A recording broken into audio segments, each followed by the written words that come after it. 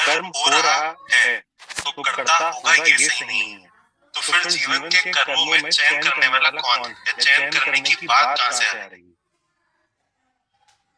जो अपने आप को कर्ता मानता है वो चुनाव कर रहा है ना, तो कर ही रहा है ना चुनाव। आप ही वो हैं। उसी से कहा जाता है कि जब तुम कर ही रहे हो तो सही चुनाव करो। और सही चुनाव क्या है? ऐसे चुनना कि तुम देख पाओ कि चुनने वाला एकदम मिथ्या है, व्यर्थ है, नामौजूद है। The right choice is the one that brings you to choicelessness. अभी तो आप जो बने बैठे हो, आप चुनाव कर ही रहे हो अपने देखे। अहंकार नहीं है, कर्म है, कर्ता नहीं है। ये कौन बोल रहा है? क्या ये अहंकार बोल रहा है? मात्र प्रकृति है, प्रकृति की गति है, कर्म है, कर्ता नहीं है। ये किसने बोला?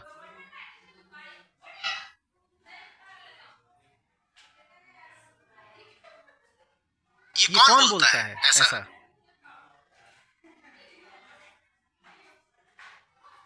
आवाज आ रही है उदित? ठीक है, अब मैं एक वक्तव्य बोल रहा हूं, बताना कि इस वक्तव्य का वक्ता कौन है। प्रकृति मात्र है, कर्म मात्र है, गति मात्र है, कर्ता कोई नहीं है। ऐसा कौन बोलता है? अहंकार ऐसा बोल सकता है क्या कि मैं हूं ही नहीं? प्रकृति मात्र है, गति मात्र है, कर्म मात्र है, प्रवाह मात्र है। नदी बह रही है, उसे बहा कोई नहीं रहा है। ऐसा कौन बोलता है? ज्ञानी। जो ज्ञानी होता है, जो तटस्थ होता है ना, जो तट पे बैठा है, वो देखता है कि नदी बह रही है, बहाने वाला कोई नहीं है यहाँ पे।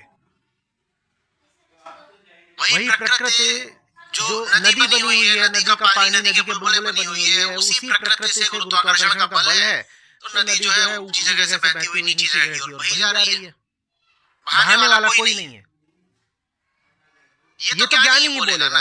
जो अज्ञानी है, माने अहंकार है, वो क्या बोलेगा कि वहां नदी के शुरुआत में कोई बैठा हुआ है और वो नदी को पंप लगा के धक्का मार रहा है, तो यही बोलेगा ना। या बोलेगा कि वहां पे कोई बैठा हुआ है, बहुत बड़ा आदमी, उसने नदी को श्राप दिया है कि तूने मेरी मनोकामना पूरी नहीं करी, जा तू अब जीवन भर विरहिणी बनकर बहती रहेगी। इस तरह कहानियां बना देगा। तो प्रकृति है, गति है, कर्म है मात्र, ये कहने वाला अहंकार तो नहीं होता ना। अब बताओ अहंकार क्या बोलेगा इस पूरी चीज के बारे में कि कर्म अगर हो रहा है तो अहंकार के देखिए अहंकार है। इस बात को आप क्यों नहीं समझ रहे हैं? सब नोट करिए, अहंकार नहीं है, ये बात तो ज्ञानियों ने बोली है। आपके देखे तो अहंकार है ना। सारा खेल सापेक्षता का है, सारा खेल इसका है कि मैं कौन हूं, कौन बोल रहा है। ज्ञानी बोलेंगे तो एक बात बोलेंगे, आप थोड़ी ज्ञानी की बात बोलेंगे। देखिए अभी पिछले उन्होंने प्रश्न किया, क्या उन्होंने कहा अगर ऐसा है कि प्रकृति मात्र है, कर्म मात्र है, तो फिर आचार्य जी आप चॉइस करने को कहते हैं। ऐसा है, पर आपके लिए ऐसा थोड़ी है। ज्ञानियों के लिए ऐसा है। ज्ञानी है जिसके लिए प्रकृति और कर्म है, कर्ता नहीं है। पूछने वाले बंधु का नाम क्या है? मंडल जी, आपके लिए ऐसा थोड़ी है कि प्रकृति और गति है और कर्म है, कर्ता नहीं है। आपके लिए तो आप हो ना, आप हो, आपका नाम है वाला, आप हो ना।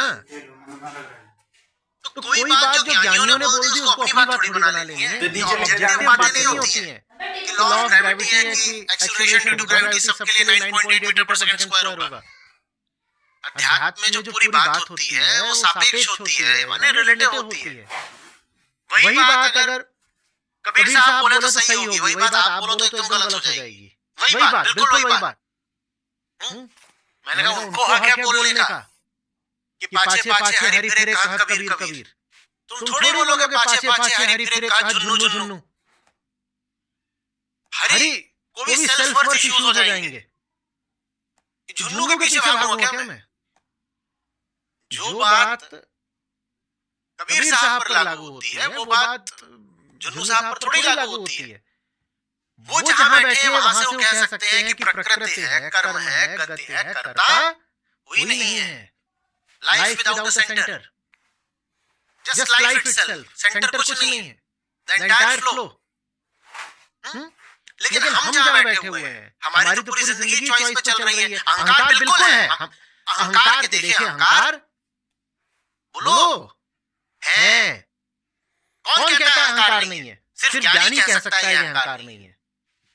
अहंकार अगर बोले अहंकार नहीं है तो दोगलापन है, पाखंड है। तुम अहंकार हो और तुम ही बोल रहे हो अहंकार नहीं है, तो हा हा हा। तो यहाँ पे कोई ऑब्जेक्टिव एक्सियम्स नहीं होते हैं कि किसी ने कोई बात बोल दी, अगर ऐसा है तो, अगर ऐसा है नहीं, पूछना ही होता है कि अगर मेरे लिए ऐसा है। मैंने कहा था कि no truth is a truth unless it is your truth.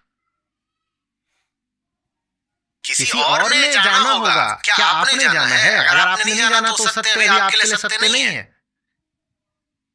तो आपके देखिए तो चॉइस है, आपने तो ये भी चुना है कि आपको प्रश्न पूछना है।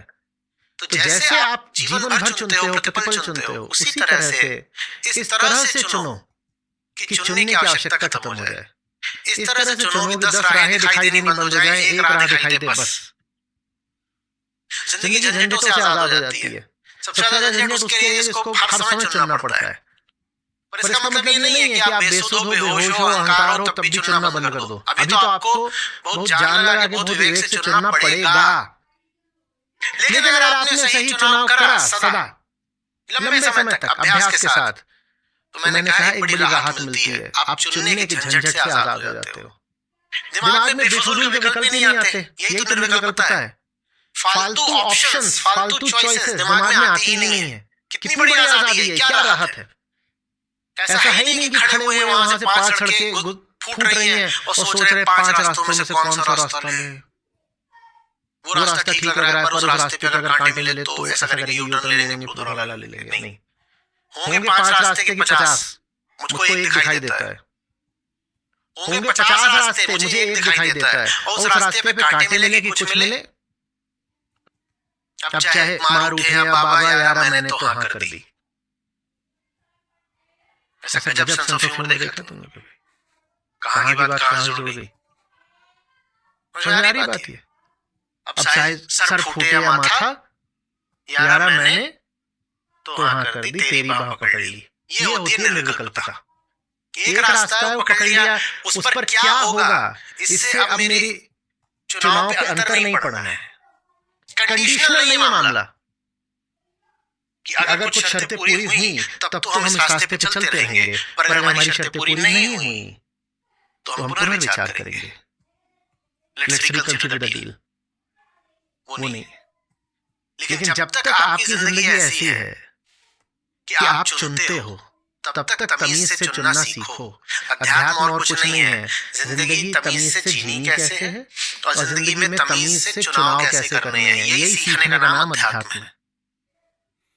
अपने चुनावों को लेकर बेहद सजग रहो। और ये सजगता अगर आपने साध ली तो इसका फिर वरदान ये मिलेगा कि एक दिन सजग रहने से भी निर्बोझ हो जाओगे। अब सजग भी रहने की जरूरत नहीं। अब ऐसा भी नहीं कि एक एक कदम फूक फूक के रखना है। यत्र यत्र मनोयाति तत्र तत्र समाधि।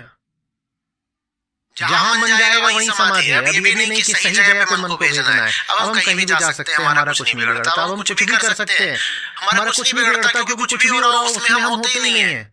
हमारा क्या बिगड़ेगा? ये फिर पुरस्कार मिलता है। और हम कुछ भी करते ही नहीं है। तुम देखने में लग रहा है हम कुछ भी कर रहे हैं, हम बस वही करते हैं अब जो सही होता है। या ऐसा कर दो कि हम जो करते हैं वही सही हो जाता है। ये पुरस्कार मिलता है। पर बहुत आगे की बात है। एक रास्ता है और हम उसी पर चलते हैं, और हम जिस रास्ते पर चलते हैं वो रास्ता ही सही हो जाता है। दोनों बातें एक हो जाती है। ये बहुत आगे की बात है। अभी तो आपको चुनना पड़ेगा और पूरी सजगता से चुनना पड़ेगा। सही विकल्प चुनते चुनते चुनते चुनते एक दिन धीरे धीरे चुपचाप बिना पता चले आप निर्विकल्प हो जाते हो।